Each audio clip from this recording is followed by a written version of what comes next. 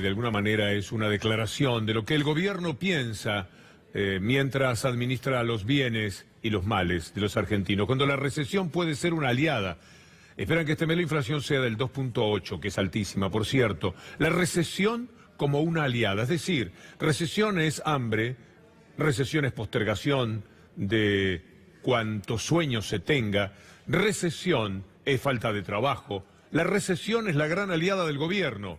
Esto es lo que dice hoy el diario La Nación, irreprochable desde el punto de vista ideológico en cuanto a su pertenencia. En realidad es el gobierno que pertenece más bien a los medios de comunicación. Y mientras tanto, como la recesión es la aliada, los docentes de la provincia de Buenos Aires y de la capital no fueron a clase en muchísimos casos, porque cuando el gobierno fue invitado a discutir las paritarias, no fue, y cuando le exigieron que fuera, se presentó con una oferta que no tenía razón de ser, que era una auténtica vergüenza, y esto determinó que los docentes se mantuvieran en sus 13. Este es un ataque a los docentes, pero a través del ataque a ellos también es a los chicos. Más adelante en esta columna vamos a ver qué pasa con los chicos y este gobierno, cuál es la elección de vida de este gobierno. Pero además de los docentes y todos estos problemas que hacen a la recesión, las pymes están en un momento sencillamente pavoroso. Miren este título, que tiene que ver justamente con lo contrario de lo que Mauricio Macri había dicho hace poco. Las industrias pyme en plena caída. En junio fue el segundo mes consecutivo con cifras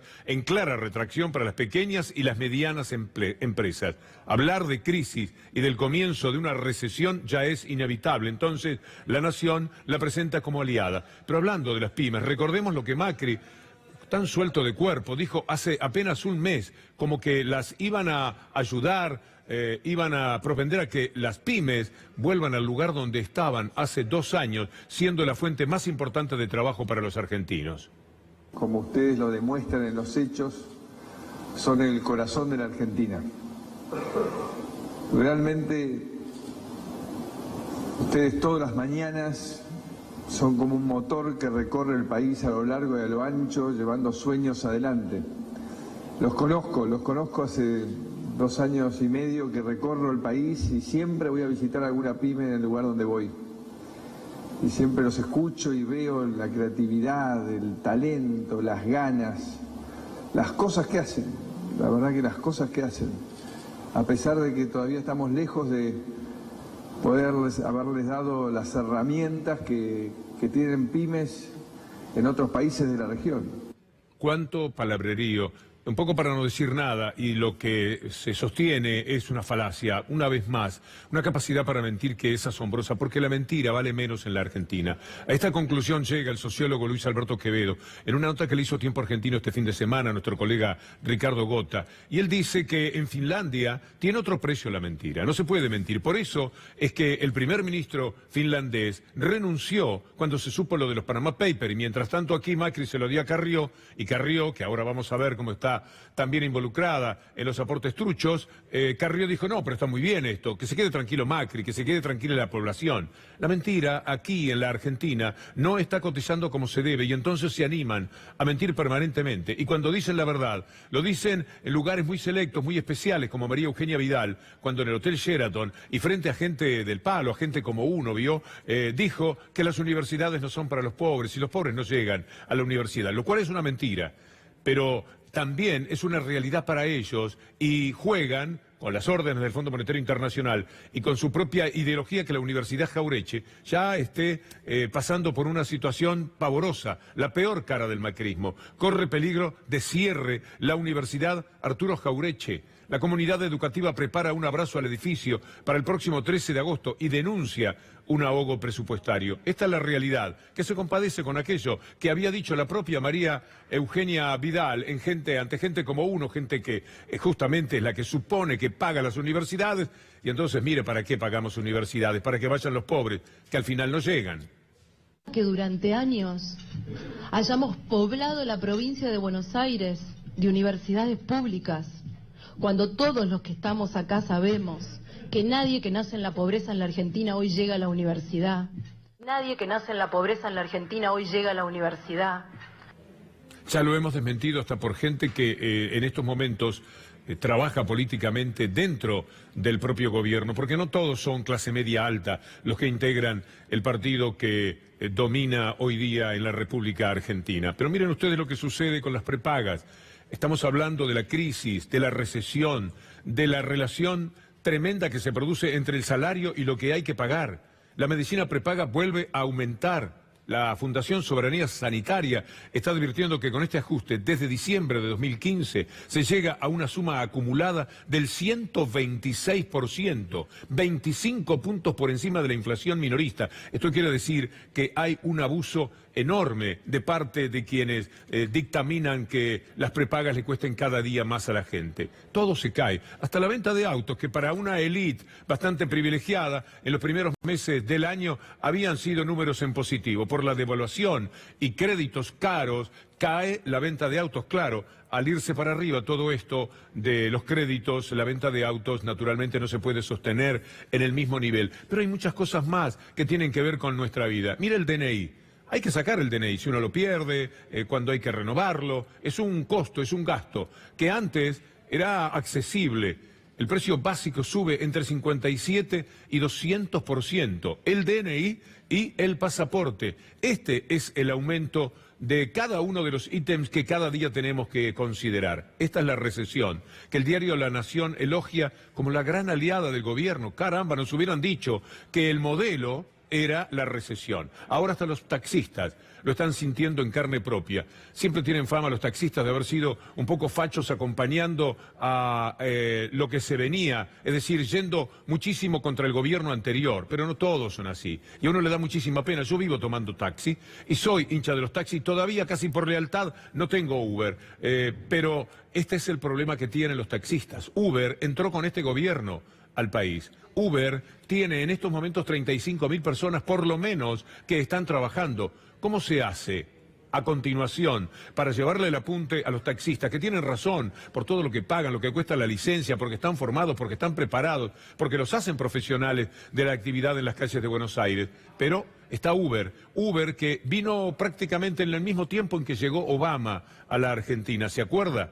Y llegaron para quedarse. Ahora van a tratar de administrar ese número, porque el problema es que hoy hablamos de 35.000, pero pierda cuidado que dentro de 6 o 7 meses estaremos hablando de más de 100.000. Y entonces, ¿dónde va a parar el trabajo de los taxistas, el valor de la licencia? Es una estafa que alguno puede decir socarronamente se lo merecen, pero no todos, cuidado, porque algunos taxistas, o muchos, eran sí muy derechosos y terribles con el gobierno anterior, y ahora lo están pagando con este gobierno. Pero hay muchísimos trabajadores que se sintieron trabajadores y que no acompañaron esta movida.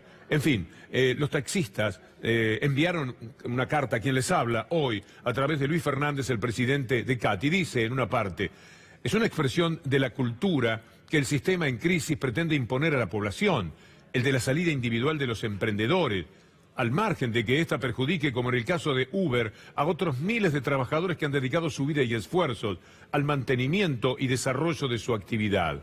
Bueno, está bien lo que dice, tiene razón, sin ninguna duda, el sindicato, pero el gobierno no tuvo nunca un real interés de ir contra Uber, y cada vez menos. Si se convirtió en una fuente de trabajo, en negro, pero una fuente de trabajo, finalmente, que alivia la situación social tremenda de tantos y tantos despidos como se dan en estos momentos. En Nueva York, hablando de los taxistas, ocurre algo muy llamativo. El intendente Bill de Blasio, un hombre de izquierda, un hombre progresista, está confrontando con Uber y ha tomado una decisión que Anaí Rubín, colega y amiga, nos cuenta desde la ciudad de Nueva York. El alcalde de Nueva York, Bill de Blasio, ha anunciado en las últimas horas la cancelación de la licencia por un año a la compañía Uber. Entre los motivos que expone es la circulación por la ciudad de 41.000 taxis de los místicos amarillos, quienes se oponen a que Uber circule sin ningún tipo de restricción. Recordemos que en el último año se suicidaron 6 taxistas por motivos económicos, culpabilizando a Uber de esta situación. Y después salen nuevamente a hacer timbreos. Algunos se cuidan, se cubren, saben dónde van a tocar el timbre, pero algunos van un poco desprevenidos, como Carlos Regazzoni, que pasó un mal momento. Y la verdad es que con todo lo que le están haciendo a la gente, la opción por la recesión, la opción por los ricos, lo que vamos a contar más adelante de lo que está pasando con las asignaciones familiares, en la opción que tomaron por la rural y por los ricos del campo, es llamativo que se animen a ir a tocar timbre y decir, hola, ¿qué tal, cómo le va? Entonces a Regazzoni le pasó esto que vamos a ver ahora. Cómo se abusan de la gente pobre, ¿no? Pero no tienen vergüenza, no tienen vergüenza. Porque son cínicos, son fríos. Cínicos. Porque no les interesa nada. No les interesa nada. El barrio Cartonero con el hambre. ¿Por qué miente? No. ¿Por qué miente? Esto es una falta de respeto. No, es una falta de respeto. Es falta de respeto. ¿Por qué no se pone una falta de respeto? Es una falta de respeto. ¿Lo vamos a hablar o no lo vamos a hablar? No. ¿De qué quiere hablar? Déjalo que hable. ¿De qué quiere hablar? ¿De qué quiere hablar? ¿Quiere hablar de la fuga de capitales? ¿De endeudar al país? ¿De endeudar al país para pagar la fuga de capitales? ¿De eso quería hablar? Vamos ahora. Me tengo que ir ahora, no tengo que ir. No, al pueblo le tienen que hablar, no a mí. Porque yo ya sé la verdad. Chamullaron a los argentinos. ¿Me entendés? Es una situación muy difícil, porque la gente siente que la van a bofetear, que le van a tomar el pelo. Miren ustedes la opción que el gobierno determinó en los últimos días. Teníamos de un lado a la rural, los ricos del campo, y teníamos del otro a más de 500.000 pibes. 500.000 pibes que cobran una asignación familiar. Usted se imagina cuál es la situación en general de quienes tienen que abastecerse de una asignación familiar. Y había 10.000 millones de pesos en danza, aproximadamente, esa es la cifra. Había que tomar 10.000 millones de algún lado. El Fondo Monetario Internacional les ha dicho, tómenlo del campo. El gobierno no quiere nada con el campo, porque sabe que allí hay una especie de fortaleza muy particular de este gobierno. Entonces, ¿a quiénes elige? A 335.000 pibes que cobran asignaciones familiares, pero hay otros 225.000 que cobran una vez al año, la ayuda escolar. Como algunos pueden ser los mismos, no decimos que la cifra sea de 560 o 570.000, pero supera los 500.000. Es decir, perjudicaron a los pibes. Mire usted acá los números. 335.668 son los afectados. Pibes de menos de 18 años, le sacan la asignación familiar, le sacan una buena parte de la asignación familiar, para hablar más concretamente. El ahorro fiscal es de 9.499 millones de pesos. Esta es la cifra que el gobierno podría tomar si suspendiese nada más lo que son las retenciones a la baja. Esto es lo que está haciendo el gobierno. Entonces va Michetti a la rural y con su discurso de redacción absolutamente escolar, le dice al campo, quédense tranquilos, ustedes fumen, no hay ningún tipo de problema, nosotros vamos a tomar los dineros de otro lado. Y encima se le quejaron de los impuestos que tiene el campo, los que seguramente sí, hay que comprenderlos también, al pequeño y al mediano productor afectan, pero los que todo lo tienen, que son la mayoría de los que allí estaban, por supuesto que no. Este discurso de Michetti es poner al gobierno siempre de rodillas frente a los que más tienen y quitarles a los pibes. Los primeros números que el gobierno había hecho trascender era que se trataba de 100.000 perjudicados, 100.000 pibes. Era mentira, como siempre. La mentira a ellos se les ha convertido en una herramienta. El conflicto con la verdad es absoluto y total. Y entonces se llega a esta situación de una elección debida, poco menos del gobierno.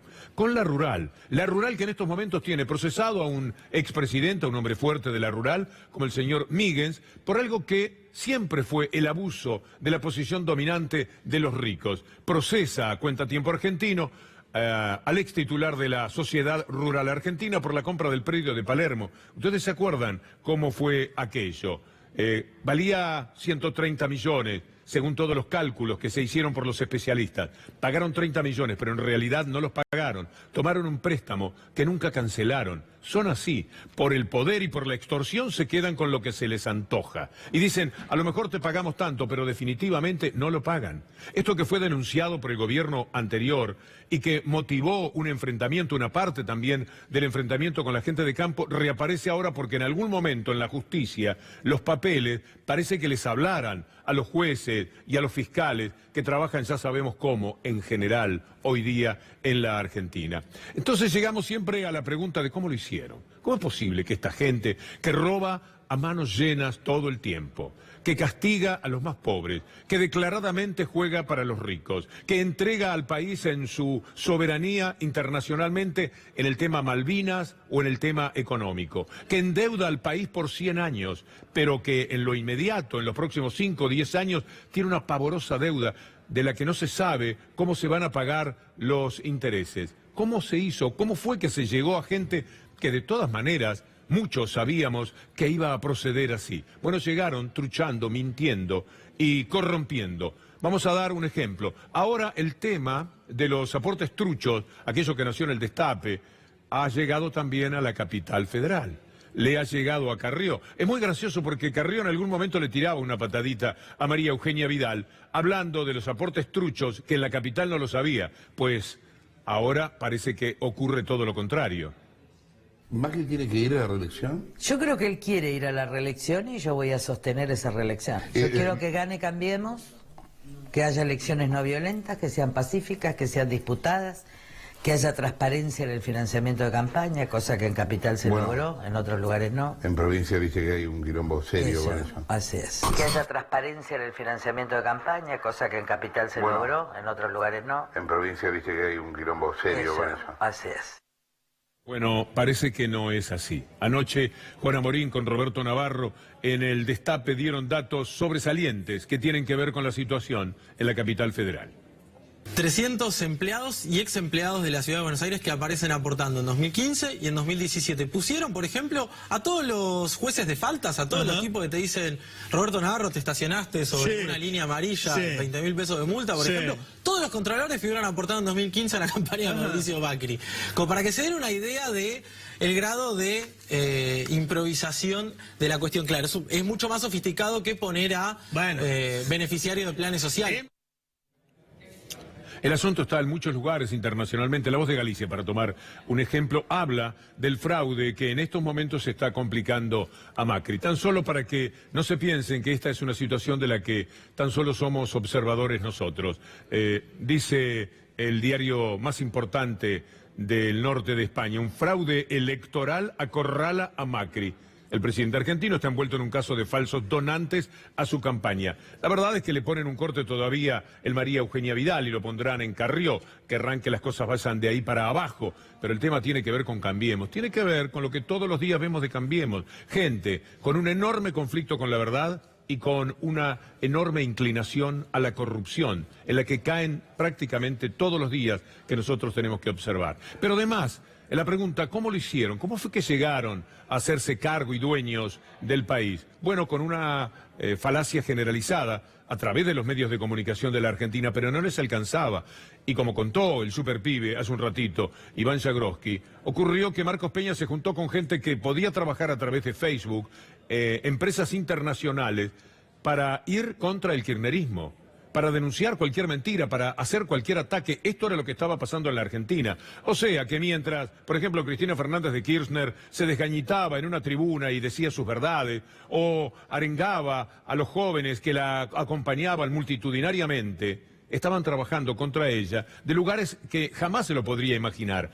Desvelaron una campaña anti-Kirchner arrancada desde Londres. Los parlamentarios británicos destaparon la campaña anti-Kirchner. Aquí no hay nada inventado. Esto es una realidad que hoy ya se estaba comentando en el diario. De acuerdo con el comité, el documento describe tácticas de espionaje, guerra informativa. ¿Usted se acuerda del periodismo de guerra que nuestro colega Julio Blanc decía que había hecho Clarín? De eso se trata. Y el uso de oficiales jubilados de las agencias de inteligencia y seguridad de Israel, Estados Unidos y Rusia. ¿Cómo no iban a ganar así? Si tenían la cancha inclinada, jugaban con 11 y los rivales con 3. Si nadie podía imaginar esto que estaba sucediendo. A Clarín lo veíamos y conocíamos los intereses que tiene Mañeto. A La Nación también advertíamos lo que hacía. Y entendemos cuáles son los intereses de los Aguirre. Pero no sabíamos que Facebook y una enorme empresa internacional estaba trabajando para que ellos se hicieran del gobierno, que es como hacerse de un país. Se han robado un país y lo hicieron con todas estas trampas, con los soportes truchos y con la campaña anti-Kirchner, que se denuncia no desde un comité de base del peronismo, no, se denuncia desde la ciudad de Londres por parlamentarios británicos a los que nadie osará mencionar como kirchneristas, me parece. Y para el final, como siempre, el capítulo de la justicia. Ricardo Sainz es un personaje muy rechazante del mundo de la justicia. Es el que enloqueció a la fiscal Fein desde el primer momento, porque él trabajaba para que a Nisman lo hubiesen matado y no para lo que cualquier persona con raciocinio sabe en su corazón, que es que Nisman se suicidó. Desde entonces para acá participó de todas las marchas, de todas las movidas, de cuánta mentira se ha dicho desde el Poder Judicial.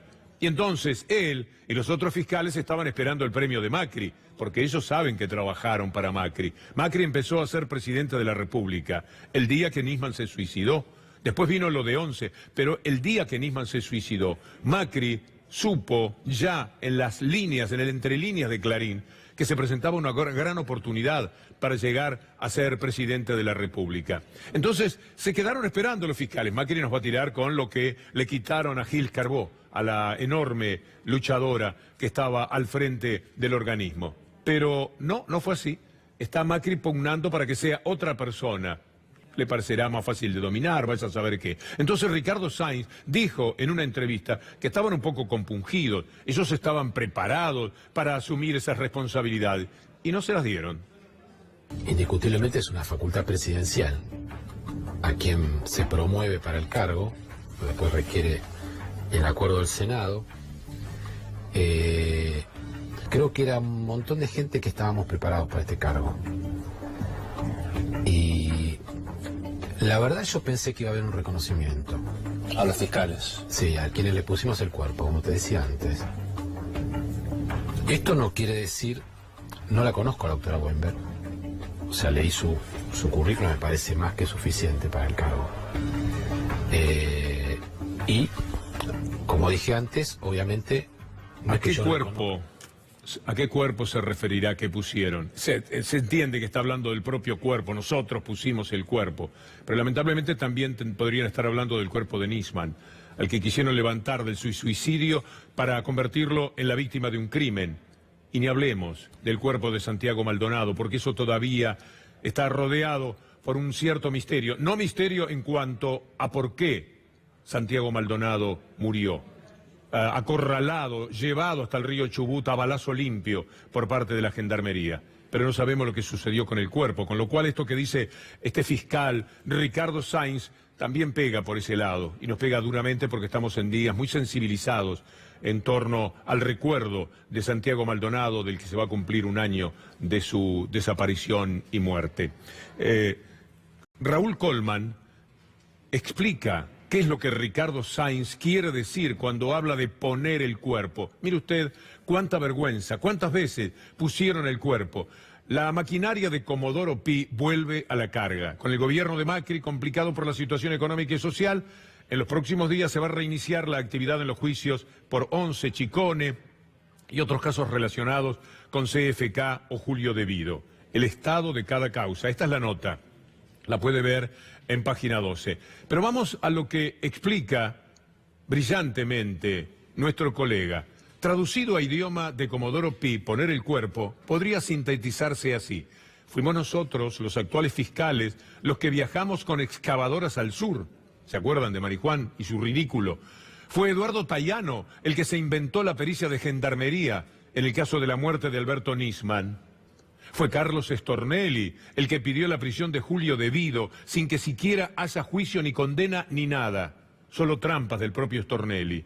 Fueron Gerardo Policita e Ignacio Maíquez los que armaron la causa por las rutas de Santa Cruz sobre la base de la no pericia que desmentía la acusación. Fue Germán Moldes el que respaldó la causa trucha y las detenciones por el memorándum con Irán. Hicimos todos esos servicios, dice Ricardo Sainz, y ahora nos vienen con una foránea, una que nunca se ensució como nosotros, como es el caso de Weinberg de Roca. Qué manera de mandarnos al muere.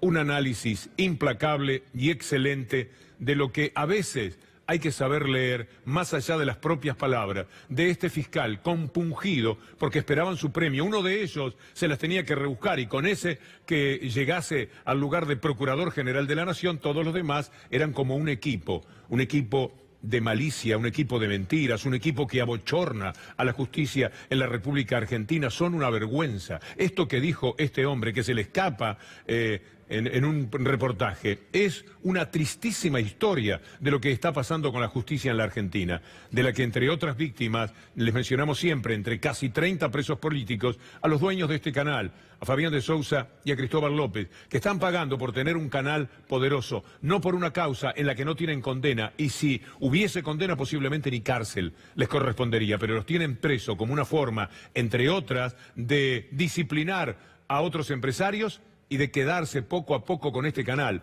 Esa es la ilusión que tienen. Ojalá que no lo cumplan, pero mientras tanto es bueno recordar, saber que en la Argentina de hoy ni justicia. La seguimos mañana. Muchas gracias, Víctor Hugo. Será hasta mañana, pero nosotros tenemos un ratito más de programa. Después de la pausa, aportantes truchos, se amplía la investigación. Sí, en la ciudad de Buenos Aires ha llegado esta olla que se destapó y la Alameda amplió la denuncia que había hecho en virtud de los aportantes truchos de la provincia de Buenos Aires y la extendió hasta el territorio que gobierna Horacio Antonio Rodríguez Larreta, concretamente la campaña que encabezaron Elisa Carrió y Carmen Polledo en la ciudad autónoma de Buenos Aires.